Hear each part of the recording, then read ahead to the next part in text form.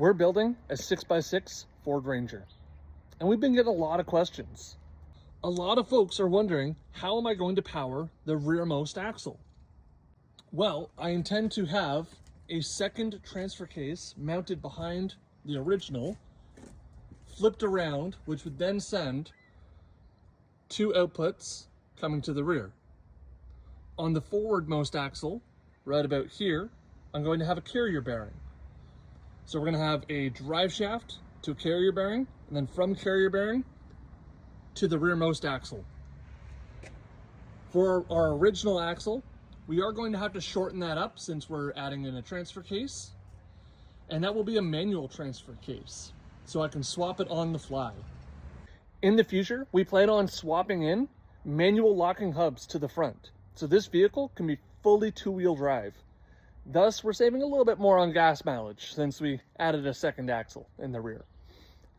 But we're going to do away with that live axle in the front, thus eliminating a lot of wear and tear on our main transfer case and that forward drive shaft. Also, a lot of folks have been wondering, why am I only using bolts? I'm not. Not only am I going to keep those bolts there, I'm also going to be welding in everything. So initially I did the bolts just to get everything lined up, get the axles square, get the leaf springs where they needed to be. I apologize if this is a bit of a longer video, but there's been a lot of questions so far. So we're going to be welding all of this in. We're going to be welding in supports. We still have to weld in our rear bump stops for the new axle. And we still have to build a proper rear plate.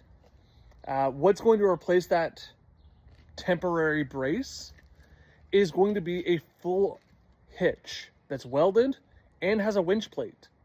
That's gonna be really exciting. But I have to do a lot of work to figure out how I'm going to mount that in there.